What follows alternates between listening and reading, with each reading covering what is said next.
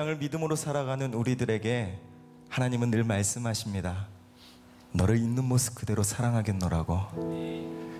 이제 우리가 마지막으로 한 번 더 고백하실 때, 하나님, 제가 주님께 드릴 건 없지만 이제는 내 전부를 드립니다.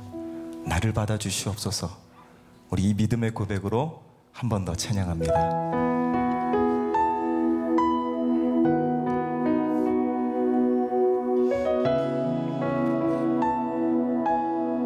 같이 고백합니다.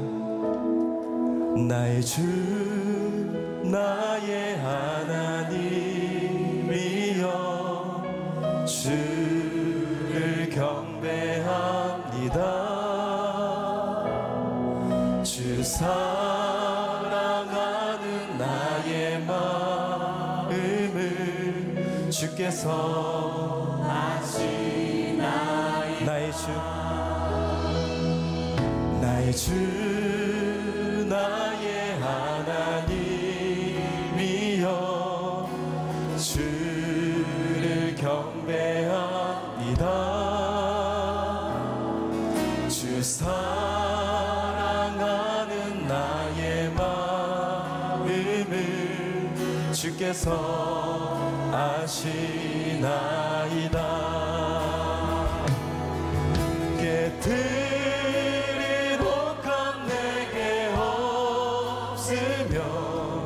주께 드릴 양육 없지만 하나님 형상대로 날 빚으사 새 영을 내게 부어주소서. 나의 주 나의 하나님이여 주를 경배합니다. 주 사랑하는 나의 마음을 주께서 아시나이다. 고통 속에 방황하는 내 마음 주께로 갈 수 없지만 저항할 수 없는 그대로 주님의 길을 걷게 하소서. 나의 주 나의 하나님이여 주를 경배합니다. 주 사랑하는 나의 마음을 주께서 아시나이다. 고백합니다. 깨트릴 옷감 내게 없으며 주께 드릴 양육 없지만 하나님 형상대로 날 빚으사 새 영을 내게 부어주소서. 고통 속에 방황하는 내 마음 주께로 갈 수 없지만 저항할 수 없는 그대로 주님의 길을 걷게 하소서. 나의 주 나의 하나님이여 주를 경배합니다. 주 사랑하는 나의 마음을 주께서 아시나이다. 그래서 우리가 믿음으로 고백합니다. 모든 시선을 주님께 드리고 살아계신 하나님을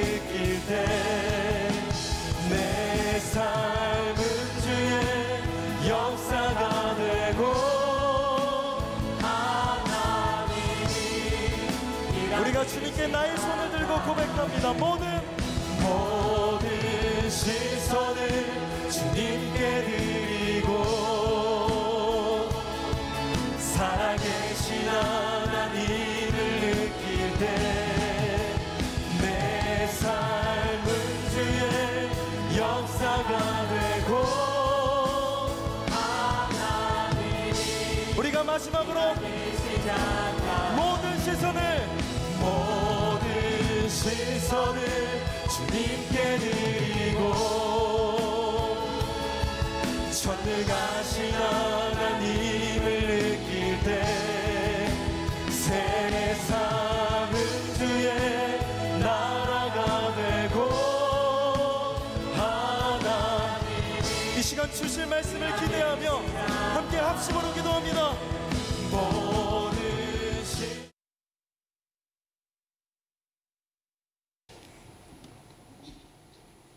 이번 목요일 제가 학교 졸업식에 설교하러 갔다가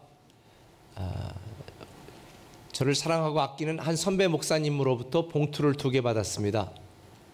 하나는 부의금 봉투고 하나는 축의금 봉투를 받았습니다. 지난 토요일 제가 사랑하는 막내 동생 목사님이 하나님의 부름을 받아서 전국에 갔는데 어제가 또 제 둘째 아들 결혼식이었어요. 그래서 미뤄야 될까 말아야 될까 고민하다가 제가 우리 동생 목사의 장례식 끝나고 모든 가족들 모아놓고 그런 얘기를 했습니다. 오늘까지만 슬퍼하자. 이제는 우리가 하나님 나라 부활의 소망으로 부활을 기대하고 하나님 나라를 소망하는 그 마음으로 우리가 기쁘게 살자. 그렇게 제가 이야기를 했습니다. 그리고 어제 결혼식을 했는데 장례식과 결혼식 둘 다 우리 친인척들과 또 교회 리더들과만 조촐하게 축소해서 그렇게 진행을 했습니다. 사실 지난주 토요일에 하나님의 부름을 받은 제 막내 동생 목사는 저하고 9살 차이 나는데요. 저에게는 아들 같은 동생이었습니다. 왜냐하면 제가 저 밑으로 여동생이 둘이 있는데 어머니에게 아들 좀 하나 낳아달라고 그렇게 어머니 배를 차고 괴롭혔대요. 그래서 어머니가 견디다 못해서 낳아준 아들이 막내 동생이었습니다. 그래서 제가 지금까지 늘 보살피고 기도하고 함께 해왔던 동생이었기 때문에 사실은 굉장히 마음이 아팠습니다. 저도 그랬지만 고등학교 때 제 막내 동생도 저와 마찬가지로 이 목사들로서의 이 부담감과 스트레스 때문에 굉장히 좀 방황하는 시기를 겪었습니다. 저는 보이지 않게 방황을 했고 걔는 보이게 드러내게 방황을 했습니다. 키가 180이 넘어서 굉장히 잘생기고 또 하다 보니까 방화동 동생 제가 보니까 그 실력 가지고는 도저히 대학을 못 갈 것 같아요. 그래서 제가 부모님에게 이야기해서 고등학교 3학년 1학기 때 자퇴를 시키겠습니다. 그랬더니 고등학교 졸업장도 못 받으면 어떡하냐고 울며 불며 말씀하시는 부모님을 설득해서 제가 책임지겠습니다. 그래서 자퇴를 시키고 고시를 공부시켜서 고시 합격했습니다. 검정고시. 그래서 검정고시를 합격하고 제가 미국에 유학 가고 있는 동안에 군대 마치고 그러면서 제가 바로 미국으로 불러서 데리고 있으면서 미국의 대학교의 경영학으로 대학을 졸업하도록 했고 그리고 그때 하나님을 만나고 한국에 돌아와서 침례신학대학원을 신학을 하고 목사가 되기로 결심을 했습니다. 그리고 또 끝난 뒤에 더 공부하고 싶다고 해서 서울에서 웨스트민스터 신학대학원에서 또 DHM과 또 박사과정까지 수료한 정말로 굉장히 머리가 좋아서 인재입니다. 다양한 상담 자격증 그리고 수많은 리더십 강사 자격증을 소유한 목사인데 신학하고 자기는 선교를 하고 싶다고 해서 중국 선교사로 가서 오랫동안 선교하고 또 귀국해서 한국에서 또 담임 목회하다가 이제 올해부터는 새로운 분야의 목회를 하고 싶다는 생각으로 준비하고 있는 중에 한 교회에서 목사님 편찮으셔서 설교 부탁을 받고 금요 설교와 주일 설교를 다 준비해 놓고 금요일 저녁에 새벽 4시에 아내에게 잘 자라고 그렇게 이야기하고 잠을 자다가 아침 8시경에 심장마비로 평안하게 하나님의 부름을 받았습니다. 제가 이번 주에 우리 재수 씨에게 동생 노트북에 있는 남긴 걸 좀 살펴봐달라 그랬더니 설교하려고 준비했던 마지막 설교 2편이 아직 하지 못한 설교를 제가 발견을 했습니다. 그래서 금요철에 때 하려고 준비했던 설교 제목은 절망의 끝에서, 자기가 하나님을 만나지 못했을 때 절망했던 그 수많은 괴로웠던 삶에 대한 간증과 더불어서 그럼에도 불구하고 어떻게 그 절망의 끝에서 다시 시작할 수 있는지 준비한 설교였고, 또 주일 오늘 아마 이제 하게 되어질 그 주일 설교는 아버지의 마음, 그럼에도 불구하고 사랑하시는 아버지의 마음에 대한 설교 원고였습니다. 토시까지 준비 틀리지 않도록 다 준비해 놓고 거기에 맞는 찬양까지 다 준비해 놓은 걸 보면서 사실은 며칠 전에 참 많이 슬프기도 했는데, 저는 이제 비로소 목사가 되어져 가는 것 같습니다. 사람들이 아파하는 죽음도, 장례식도, 또 결혼식도 다양한 경험들을 통해서 성도들의 아픔과 또 기쁨을 함께 할 수 있는 그런 경험을 하나님이 하게 하신 것 같습니다. 이번 주에도 부모님이 돌아가신 몇 분의 성도님들이 있는데, 예전과는 다르게 정말 마음이 더 얼마나 슬플까, 아플까 하는 공감하는 마음을 갖게 되어졌습니다. 사실 우리 사람들의 인생에서 가장 큰 절망은 죽음입니다. 사람들은 예고 없이 찾아오는 이 죽음이라고 하는 이 죽음의 횡포 앞에 살아가는 사람들의 마음이 갈기갈기 찢어지기도 하고, 슬퍼하기도 하고, 탄식하기도 하고, 절망하기도 합니다. 오늘날 우리에게만 있는 일이 아닌 것 같습니다. 오늘 성경 본문을 보니까 당시 고린도 교회 성도들도 그랬던 것 같습니다. 예전이나 지금이나 이 죽음 앞에 많은 사람들은 당황해합니다. 힘들어합니다. 절망합니다. 당시 고린도 교회에 있는 성도들, 이 고린도에 두 가지 학파가 있었습니다. 대표적인 학파가, 하나는 에피쿠로스라고 하는 학파가 있었습니다. 이 에피쿠로스라고 학파는 인생은 어차피 다 죽으니 이 땅에 사는 동안에 미래 생각하지 말고 마음껏 먹고 마시고 즐기고 쾌락을 누리다 가자, 이게 그들의 주장이었습니다. 반대로 스토아 학파가 있었습니다. 아마 배우신 분들은 알겠지만 이들은 마치 불교와 같은 주장을 합니다. 어차피 사람은 났다가 다 자연의 일부로 자연으로 돌아가니 그냥 순응하라고 가르칩니다. 그런데 여러분, 그 누구도 죽음 앞에서 의연할 사람이 어디 있겠습니까? 죽음 앞에서 의연할 사람은 아무도 없습니다. 그래서 바울은 이 고린도 교회에 죽음에 대하여 냉소적인 태도를 갖고 있는 사람들, 또 죽음에 대하여 체념하고 그저 즐기며 살자고 생각하는 이런 사람들, 허무주의에 빠져있는 사람들에게 오늘 본문에 보니까 이렇게 이야기합니다. 19절 20절 같이 한번 읽겠습니다. 시작. 만일 그리스도 안에서 우리가 바라는 것이 다만 이 세상의 삶뿐이면 모든 사람 가운데 우리가 더욱 불쌍한 자이니라. 그러나 이제 그리스도께서 죽은 자 가운데서 다시 살아나사 잠자는 자들의 첫 열매가 되셨도다. 그렇습니다. 죽음이 끝이 아닙니다. 우리는 죽음의 권세를 이기고 다시 부활하시고 다시 살아나신 그리스도 예수를 믿는 이 믿음 안에서 우리는 부활의 삶을 살게 된 그런 사람들입니다. 그래서 오늘 본문 54절에 보면 이렇게 말합니다. 이 썩을 것이 썩지 아니함을 입고 이 죽을 것이 죽지 아니함을 입을 때에는 사망을 삼키고 이기리라고 기록된 말씀이 이루어지리라.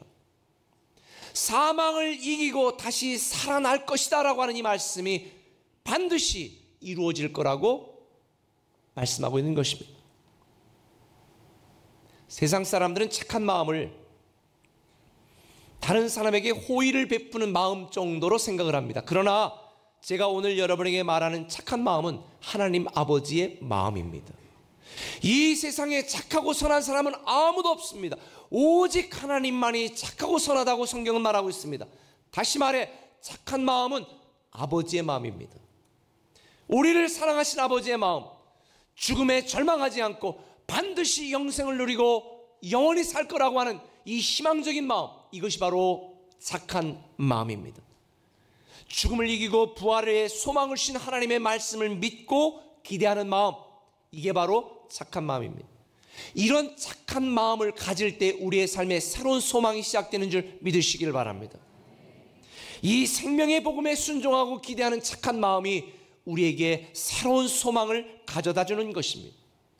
저는 본문을 묵상하면서 정말 가슴으로, 마음으로, 영혼으로 묵상하면서 하나님이 저에게 주신 말씀이 있습니다. 착한 마음 가진 자, 이렇게 살아야 된다. 첫 번째는 이것입니다. 이미 이긴 자로 살아가자는 것입니다. 한번 따라합시다. 이미 이긴 자로 살아가자. 이긴 자로 살아가자. 오늘 본문 56절, 57절 같이 한번 읽겠습니다. 시작. 사망이 쏘는 것은 죄요, 죄의 권능은 율법이라. 우리 주 예수 그리스도로 말미암아 우리에게 승리를 주시는 하나님께 감사하노니. 여기 보니까 뭐라고 말했습니까? 예수 그리스도로 말미암아 우리에게 승리를 주신 하나님께 감사하라는 것입니다. 승리할 것이기 때문에 감사하는 게 아니라 이미 우리는 승리했기 때문에, 이미 우리는 이긴 자이기 때문에 감사하라는 것입니다. 우리가 겪게 될 죽음도 우리를 절망시킬 수 없습니다. 우리는 이미 죽음에서 이긴 자니까. 우리는 이미 영생을 소유한 자니까. 할렐루야. 여러분들 중에 그런데 어떤 분들은 이렇게 생각하는 분들도 있을지 모르겠습니다. 어라, 이상하다.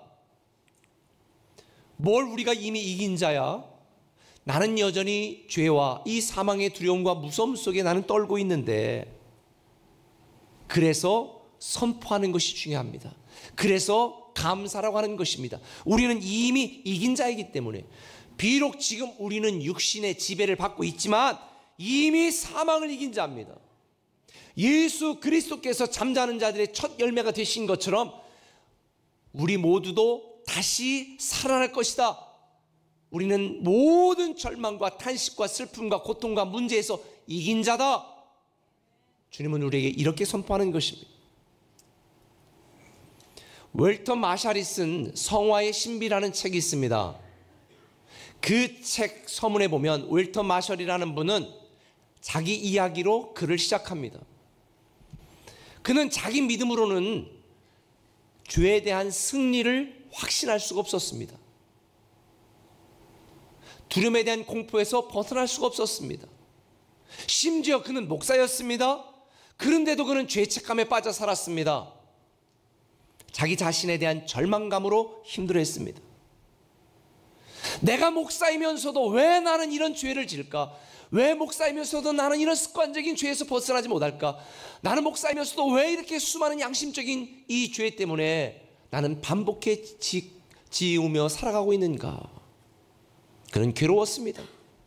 그래서 당대 최고의 청교도 신학자였던 토마스 굿은이라고 하는 목사를 찾아가 자기의 이야기를 말하고 상담을 요청했습니다. 그때 토마스 목사는 이렇게 웰턴 마샬 목사에게 이야기합니다. 자네는 지금 자네가 짓고 있는 가장 나쁜 죄에 대해서는 빼놓고 이야기를 하고 있는 것이네. 바로 불신앙의 죄일세. 자네는 지금 자네의 죄를 용서하고 자네의 본성을 거룩하게 하시는 예수 그리스도를 진정으로 믿고 있지 않네. 이렇게 이야기를 했습니다.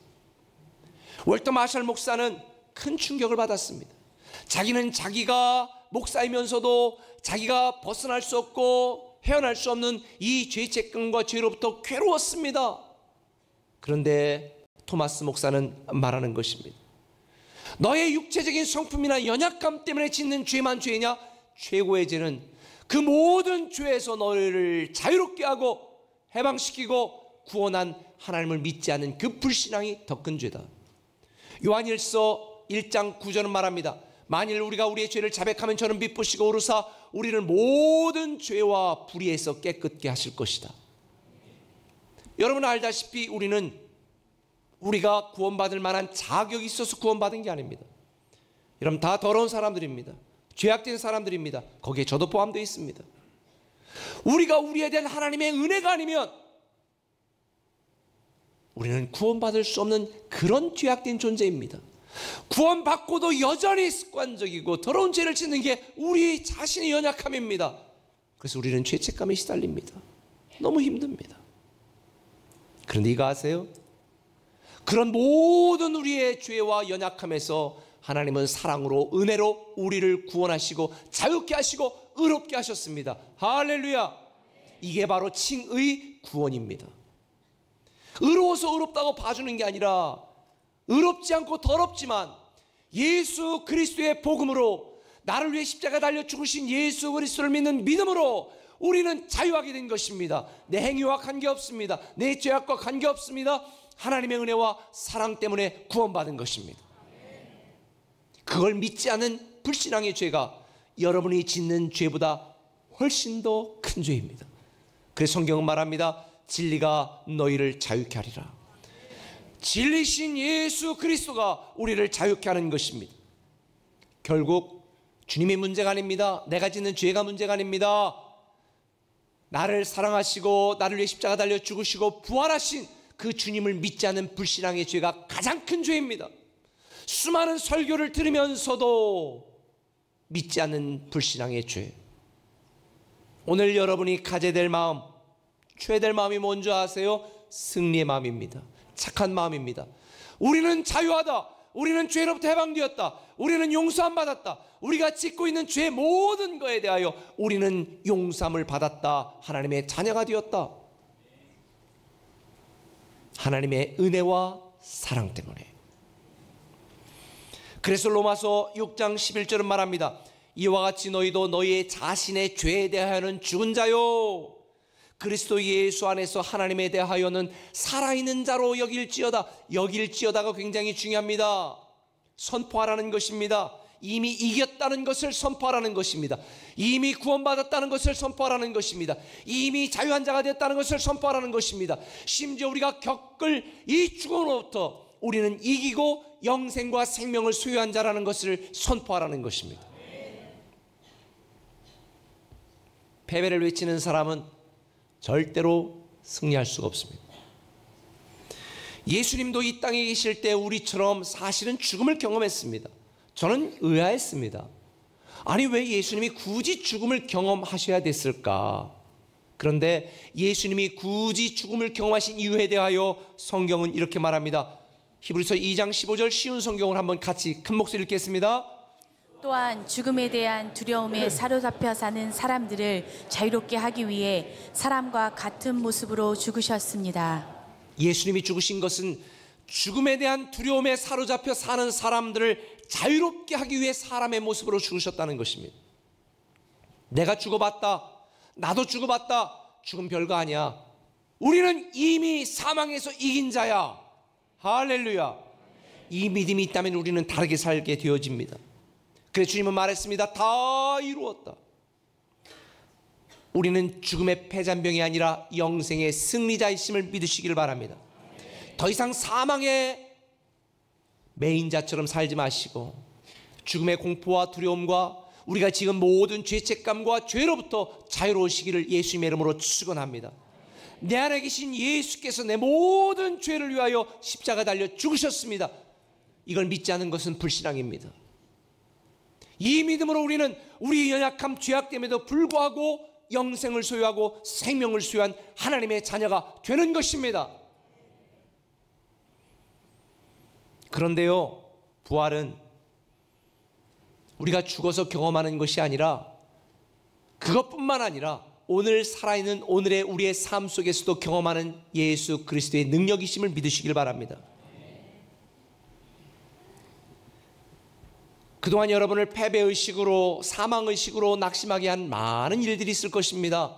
우리의 기질 때문에, 우리의 성품 때문에, 아니 여러분이 어렸을 때부터 받았던 수많은 상처와 쓴뿌리들 때문에, 아니 어쩌면 여러분의 가정에 묶여있는 많은 연약함들 때문에 여러분은 괴로워하고 답답해하고 힘들어할 수도 있습니다. 그런데 여러분 꼭 기억하세요.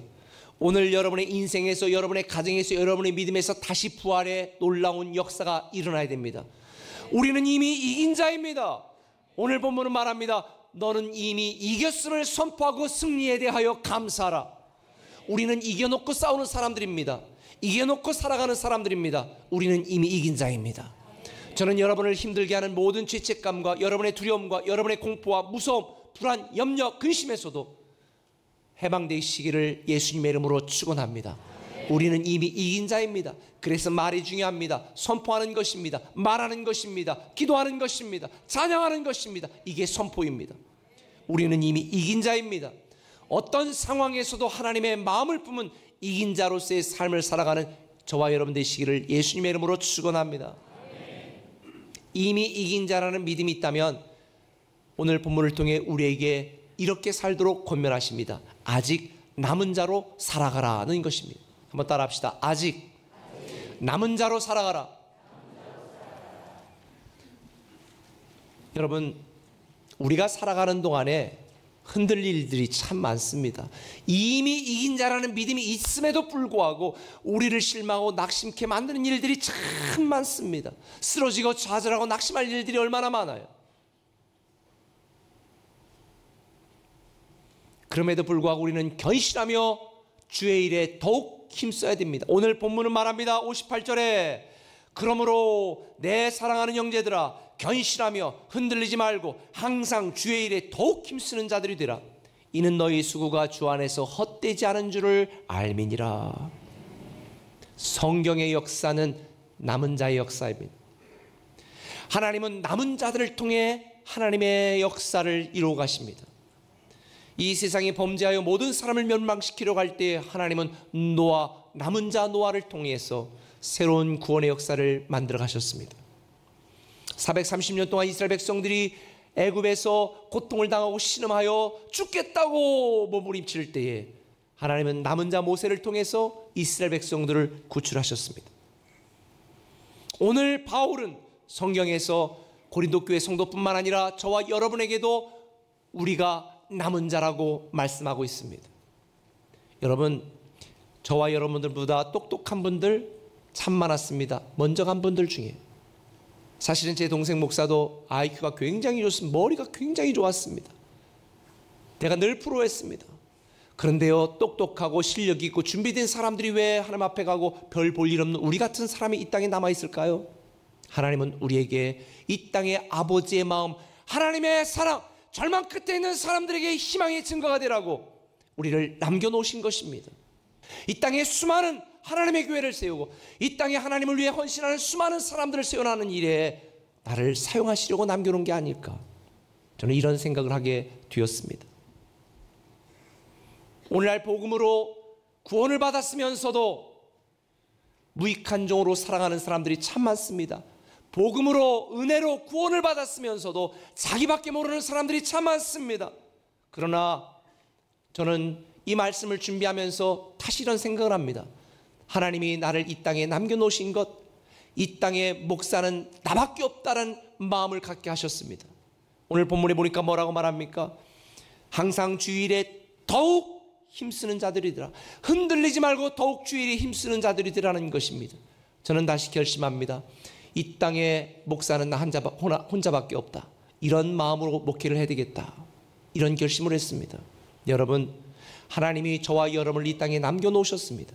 우리 교회 장로님들은 이 땅의 장로는 나 혼자밖에 없다라고 생각하시고 섬긴다면 얼마나 하나님을 기쁘게 하겠습니까? 이 땅의 집사는 나 혼자밖에 없다, 교회를 섬기고 세상을 섬기는 집사는 나 혼자밖에 없다라고 한다면 여러분의 받은 직분이 어떻게 느껴지겠습니까?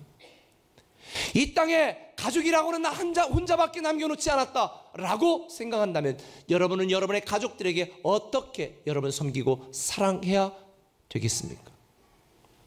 우리는 아직 남은 자입니다. 하나님이 하나님의 기쁨과 하나님의 영광과 이 땅에 좌절하고 절망하는 수많은 사람들에게 하나님이 희망이라고, 하나님이 구원이라고, 하나님이 능력이라는 사실을 보여주도록 남겨놓은 자입니다. 물론 남은 자로 살려면 많은 갈등과 믿음의 싸움을 싸워야 할 때도 있을 것입니다. 그러나 주를 위해 주와 함께 주 안에서 살아가는 삶을 포기해서는 안 됩니다. 우리가 남은 자로 살아가는 삶의 마지막에 하나님은 영광을 누리게 하실 줄 믿습니다. 저는 오늘 이 말씀을 마치면서 세월의 막내 동생 목사가 준비했던 절망의 끝에서라고 하는 마지막 준비했던 설교 원고를 그대로 제가 오늘 읽고 말씀을 마무리하려고 합니다.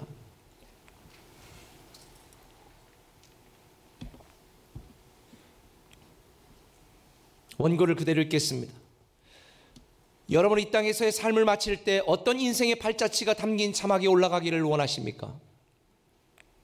하나님의 창조 목적대로 사명을 다한 자라는 자막에 올라가기를 원하십니까? 아니면 그냥 그렇게 예수쟁이 흉내내다가 죽은 불쌍한 사람이라는 자막에 올라가기를 원하십니까?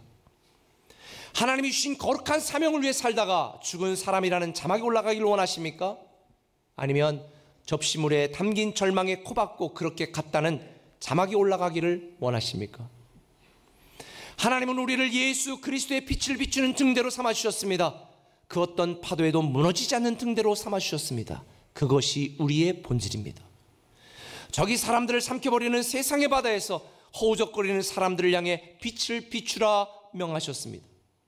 제가 절망의 끝에서 희망을 바라볼 수 있었던 것은 나는 불완전하지만 예수님의 완전하심이 나와 함께하는 이상 나는 완전하다를 깨닫게 해주셨기 때문입니다. 절망의 이유가 사실은 희망의 증거입니다.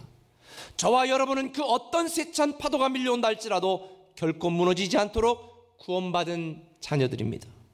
여러분을 향한 하나님의 말씀이 들리지 않습니까? 두려워하지 말라, 내가 너와 함께함이라. 놀라지 말라, 나는 내 하나님이 됨이라.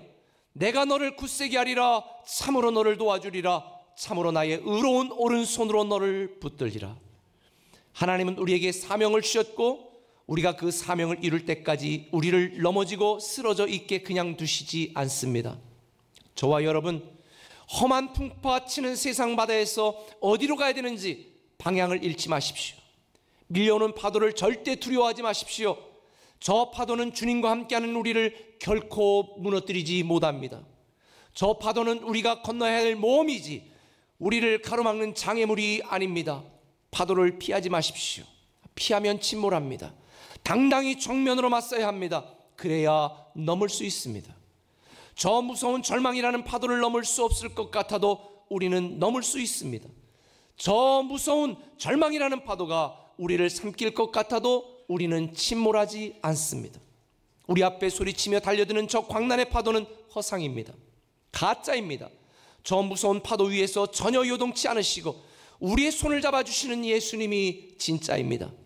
이 세상이 주는 억압이 아닌 자유를, 이 세상이 주는 고통이 아닌 감사를, 이 세상이 주는 외로움이 아닌 사랑을, 이 세상이 주는 불신이 아닌 믿음을, 이 세상이 주는 절망이 아닌 소망을 향해 나아가십시오. 절망을 밟고 당당히 일어서십시오. 성령 하나님이 도와주십니다. 우리를 절망하게 하는 것들과 당당히 대면하십시다. 무조건 이길 수 있습니다. 죽음까지 이기신 예수님만이 내 구주이시기 때문입니다. 결코 여러분 앞에 있는 절망에 무릎 꿇지 마십시오. 절망 앞에 있는 무릎은 내 무릎이 아닙니다. 절망 앞에 꿇는 무릎은 내 무릎이 아닙니다. 나와 함께 계신 주님의 무릎입니다. 세상의 절망 앞에 절대로 주님을 무릎 꿇리지 마십시오. 그러기 위해서는 이제 담대히 일어서야 합니다. 절망에서 일어서십시오. 할 수 없음에서 일어서십시오. 불가능으로부터 일어서십시오. 사명자의 모습으로 일어서십시오. 하나님이 함께하기에 우린 다시 일어설 수 있습니다. 우리를 힘들게 하는 모든 좌절과 탄식, 눈물에서 우리는 이미 이긴 자입니다.